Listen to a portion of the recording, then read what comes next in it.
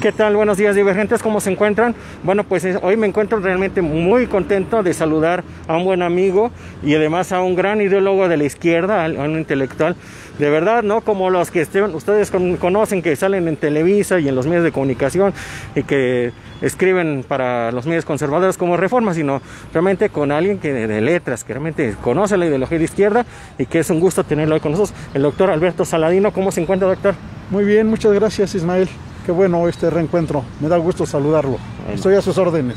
Bueno, pues lo primero que desde hace mucho tiempo quiero preguntarle es sobre la ideología de izquierda, porque muchos se dicen de izquierda, pero la izquierda tiene que ser ideológica, no solamente tiene que ser como decir de una postura, decir, pues me pongo la playera del Che Guevara. No, hay que saber qué es la izquierda y en este caso, bueno, el presidente la plantea de una forma muy sencilla. Y aunque digan que estamos polarizando al país, pero es que lo plantea como son liberales o conservadores.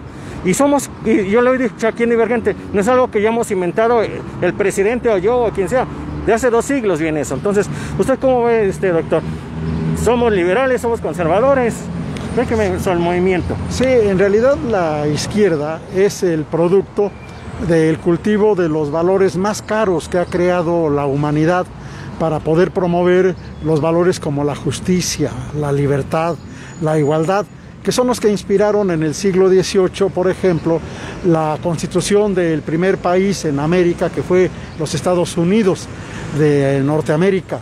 Pero lo mismo tenemos que al poco tiempo en Francia hubo una revolución inspirada por grandes hombres intelectuales, liberales, que son los llamados ilustrados de la Revolución Francesa, que dieron origen e incluso señalaron las bases del lema de esa revolución, de igualdad, fraternidad, libertad. Son valores que en realidad envuelven en sí el interés por tratar de construir sociedades más justas. La justicia es uno de los valores más importantes que desarrolla y que justamente une al pensamiento de izquierda en todos los continentes, en todas las épocas de la vida moderna.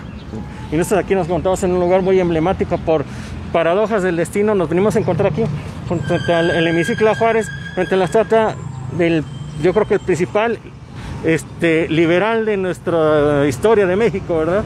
Sí, en realidad don Benito Juárez en el siglo XIX se constituyó en el abanderado del liberalismo, de ese liberalismo que hizo posible la construcción del México moderno, del México que hoy tenemos, porque los valores que el liberalismo promueve los desarrolló y los llevó a la práctica como nadie más que él, y además fue uno de los que aportó elementos para poder fundamentar las bases de la igualdad social en este país mediante la práctica del laicismo. Nadie como él logró visualizar que nuestra sociedad, una sociedad muy rica espiritualmente, no podía tener en la religión un elemento de confrontación permanente, sino que la religión es una forma muy natural del ser humano de cultivar los valores espirituales, pero no se oponen al desarrollo científico, al desarrollo político, al desarrollo económico, y por eso él acudió a ese principio que nos ha dado esta base de la armonía nacional,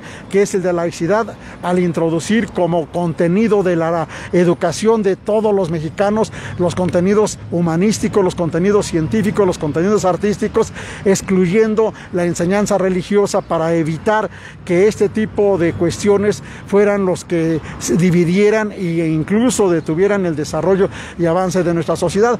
Por eso a don Benito Juárez lo tenemos como uno de los próceres, porque además él fue el principal luchador de la defensa de la soberanía nacional y puso en práctica la idea de que la libertad es un modo de vida, que la libertad tiene que ser base para el desarrollo de todos los mexicanos y de las mexicanas, al crear instituciones donde justamente se van a cultivar este tipo de valores, porque él creó, fue una cosa verdaderamente original, única, la Escuela Nacional Preparatoria, para poder formar, para poder preparar a la gente que luego, formándose ya profesionalmente, tomaría las riendas del país para construir un México más adecuado a las circunstancias de ese entonces y en beneficio de toda la sociedad. Y es que fue una generación tan grande la del siglo XIX, pero tan grande y tan bonita, pues partamos desde la independencia o incluso previo a la independencia, grandes revolucionarios de su época. Y bueno, y aquí en el Jardín Reforma pues vemos el nombre de Ignacio Ramírez, León Guzmán, Juana Mateos, Plutarco González, José María González Arratia, sí, Simón Guzmán. De este lado vemos a José María Luis Mora, también que tanto que lo queremos aquí, Valentín Gómez Farías, Melchor Ocampo, Guillermo Prieto, Miguel Oro de Tejada, Ignacio Ramírez. O sea, de Virgentes, la historia de México está llena de personajes que realmente hacen gala de un nacionalismo, de una lucha por el pueblo, y es algo que tiene que replicar el movimiento de izquierda, porque el movimiento de izquierda no es solo pose, sino también hay grandes figuras, ¿verdad? No, claro, el movimiento de izquierda se inspira y se ubica y recoge la tradición de estos grandes hombres y mujeres que lucharon para darnos una patria mejor. Y por eso en la actualidad ser liberal de izquierda, implica ser en primer lugar anti-neoliberal, o sea, estar en contra de los conservadores, porque el conservadurismo lo que ha llevado es a detener el desarrollo de la historia de nuestros países, de nuestro país en particular y naturalmente en el Estado de México. Por eso ha florecido una nómina de grandes prohombres que son los que abanderamos, y en la ciudad de Toluca tenemos registrados a través de monumentos, a través de calles, a través de jardines, los nombres de los integrantes de este pensamiento liberal de izquierda que ha servido para inspirar las transformaciones de nuestro país, y hoy estamos en esa misma tesitura de impulsar esa transformación, recogiendo la herencia intelectual, la herencia política de estos personajes. Sí, hay muchos en cada etapa de la historia. Previo a esta primera generación de la Reforma, tuvimos a los insurgentes, ¿no? Desde León a Vicario, como le he resaltado mucho aquí en Divergente, Quintana Roo, Hidalgo, Morelos, Bravo, Aldama, etcétera. Bueno, ¿no? Por citar algunos. Después vinieron la segunda generación con Sebastián Lerdo de Tejada, Juárez, no recuerdo también Altamirano, Ignacio Altamirano, sí, Ignacio Altamirano, Juana Mateos, León Guzmán, y varios de ellos nacidos aquí. León Guzmán nació aquí en Tenango del Valle. ¿De Tenango del Valle? Claro, Ignacio Manuel Altamirano pues pertenecía en esa época al Estado de México, parte del Estado de Guerrero, Tixtla, y claro, ahora corresponde a esa entidad, pero son ilustres intelectuales nacidos en estas tierras, y por eso nosotros tenemos la obligación ética, la obligación intelectual, la obligación moral de recuperar lo mejor que la historia cultural de nuestro Estado ha proporcionado para poder seguir encauzando el desarrollo del Estado y empatarlo con el desarrollo nacional. No sé si estoy de acuerdo, maestro, pero bueno, esta cuarta transformación no es solo de discurso, realmente recoge lo mejor de las otras tres transformaciones, y yo diría que tal vez hasta la quinta transformación si incluimos al cardenismo.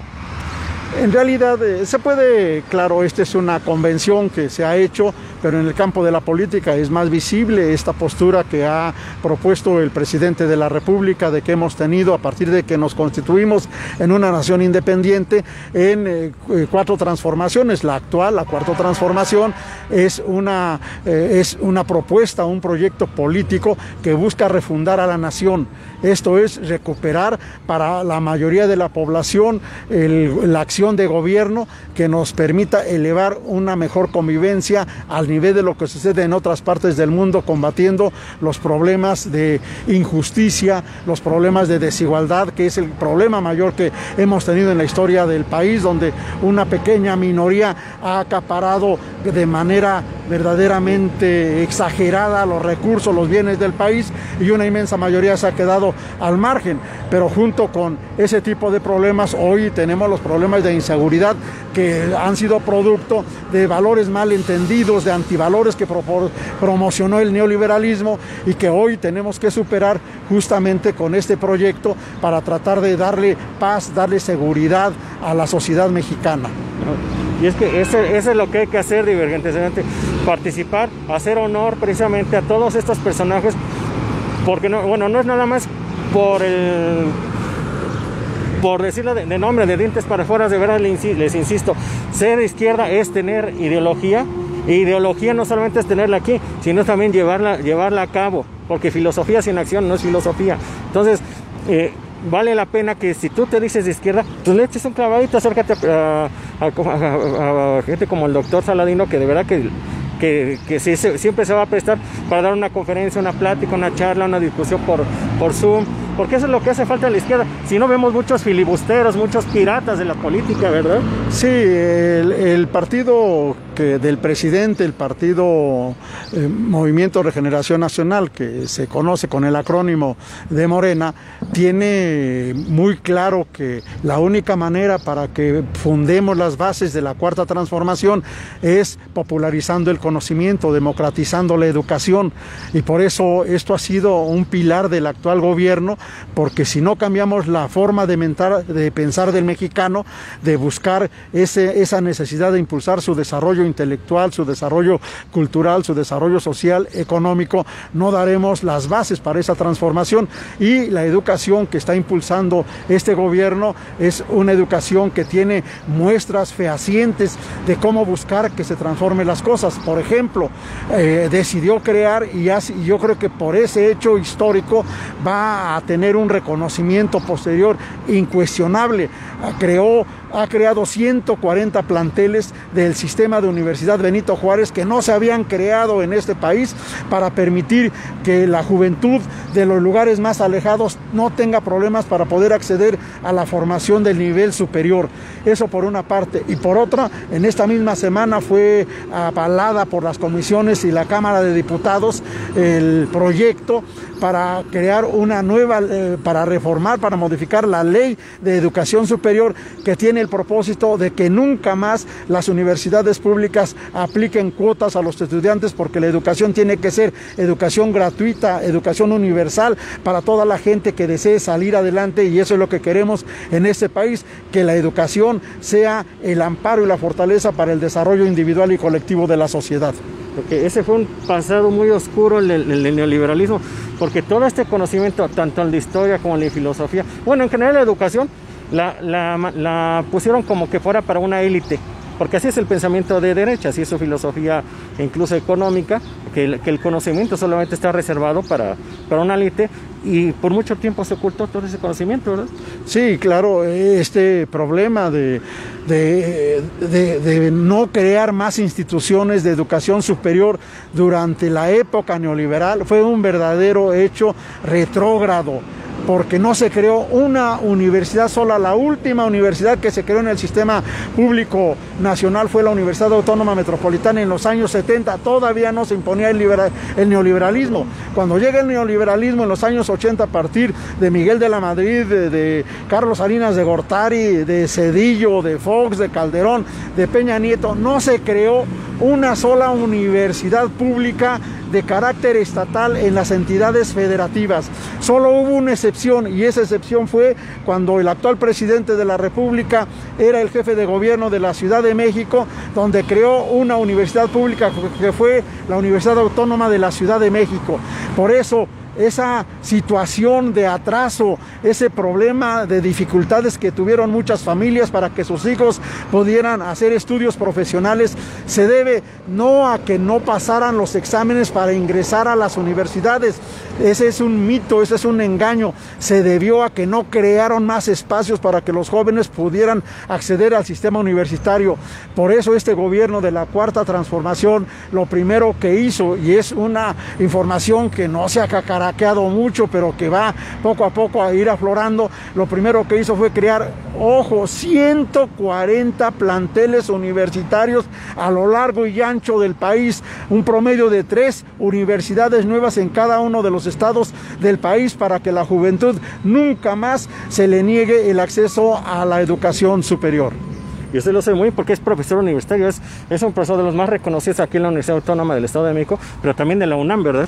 Sí, yo soy profesor que tuve la fortuna de hacer mis estudios de posgrado, de maestría y de doctorado en la Universidad Nacional Autónoma de México, donde en efecto alcancé el reconocimiento mayor. Fui medalla Gavino Barreda por haber elaborado las mejores tesis, la de licenciatura que me publicó, la de maestría, perdón, que me publicó primero la UAM, y ahora ya lleva su tercera edición por parte de la Universidad Nacional Autónoma de México, o la tesis de doctoral que lo publicó la UNAM, lleva 2 ediciones, y eso me ha permitido tener un vínculo con esa institución, con la universidad, la única universidad nacional que hay en el país, la UNAM, en la que he desempeñado funciones también de docencia, de apoyo en el nivel de licenciatura y sobre todo en el nivel de posgrado, donde sigo dirigiendo trabajos de titulación. Solo eso, porque mi planta de trabajo está en la Facultad de Humanidades de la Universidad Autónoma del Estado de México, a mucho orgullo, pero claro,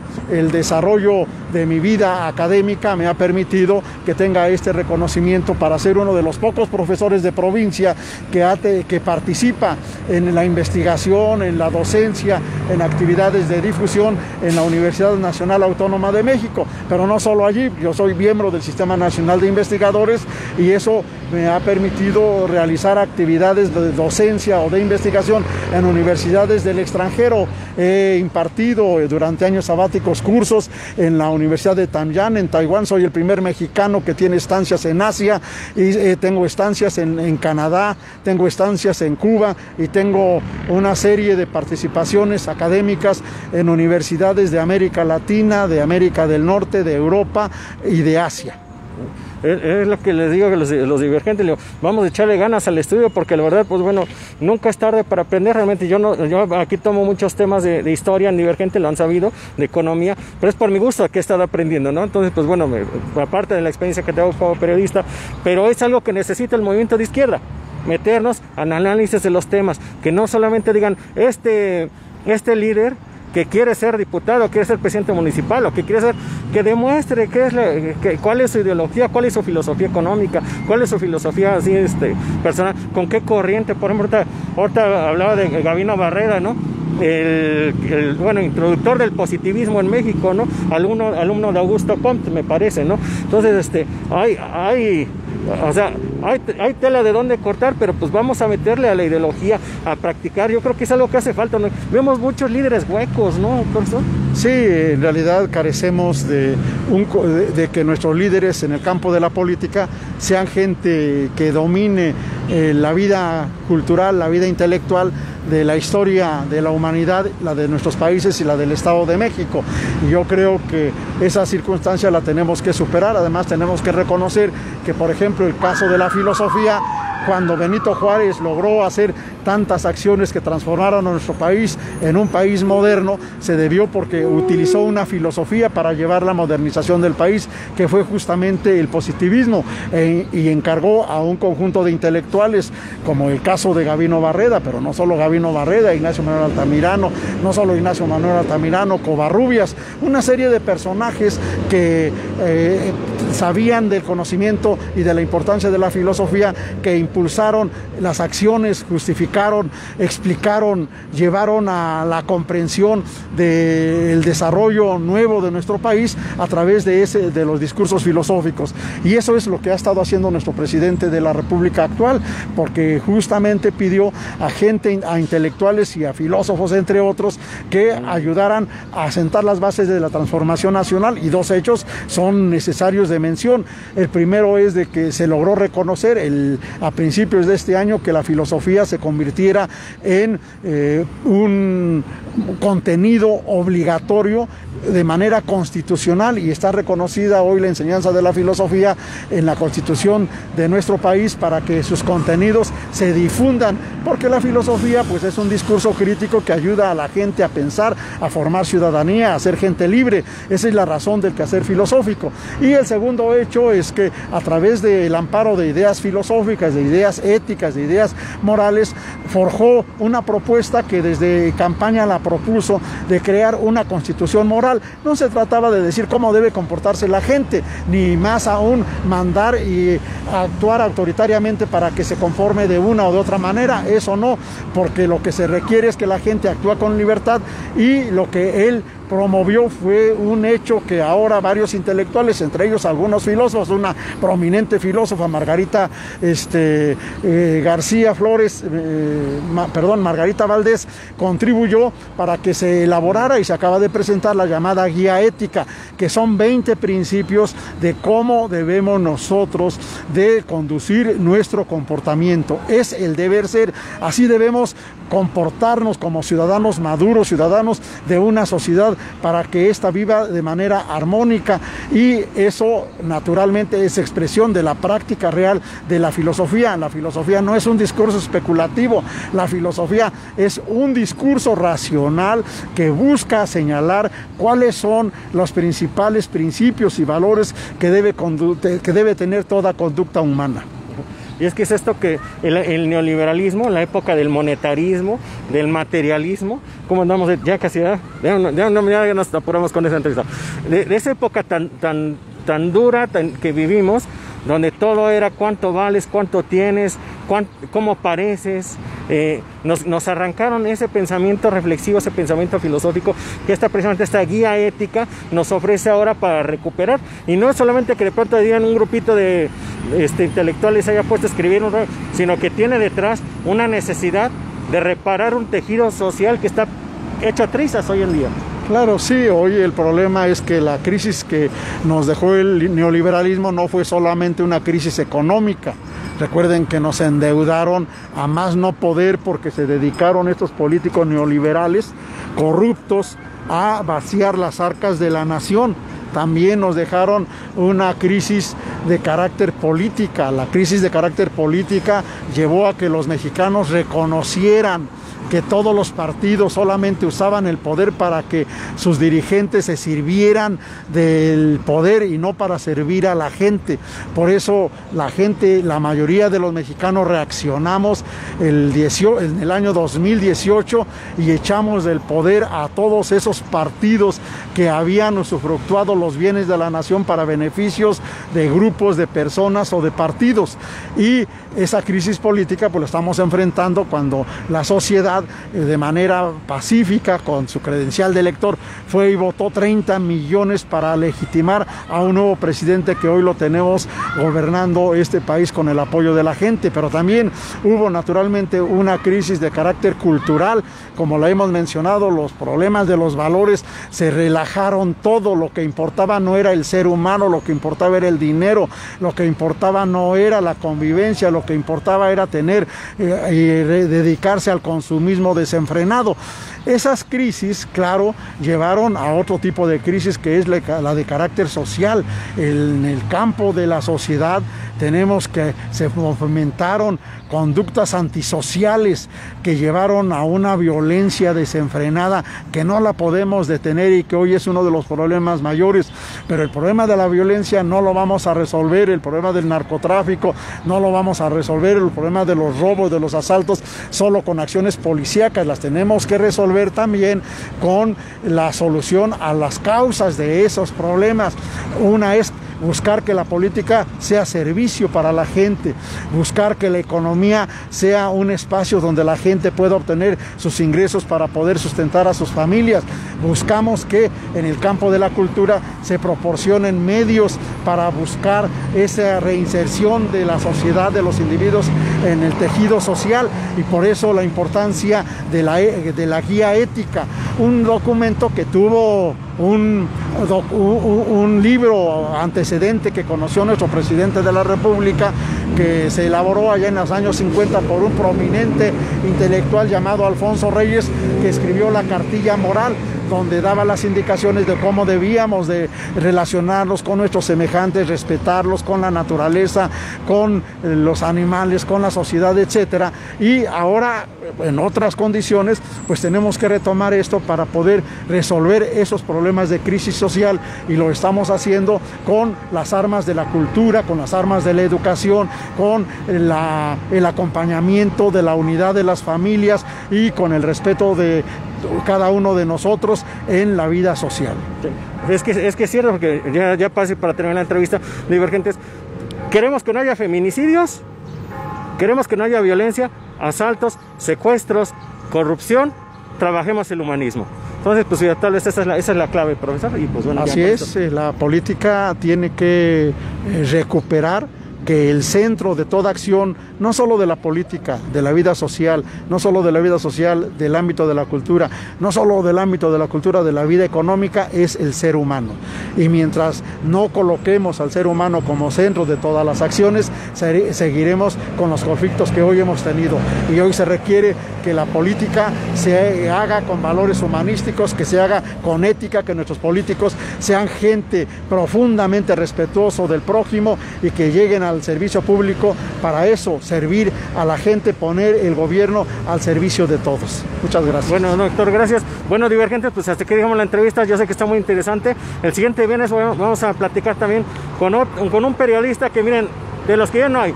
Hoy en día les presento al maestro Alberto Saladino, también un intelectual, un luchador de izquierda, de lo que ya no hay. Sigamos ejemplo, ¿va? El siguiente viernes nos vemos con otra entrevista, pues aquí lo dejamos. Compartan, ya un ratito más dejo aquí las redes sociales del profesor, del doctor. Hay que seguirlo, hay que replicarlo, hay que seguir su ejemplo. ¿Va, Divergentes? Bueno, pues pásenla bien, pasen bonito sábado y nos vemos. Gracias, doctor, por la plática. Usted dice si nos lo volvemos a entrevistar, que ya se va porque lleva el tiempo contado, pero nos vemos la siguiente con él. Escriban si quieren que siga entrevistándolo. Va, chao.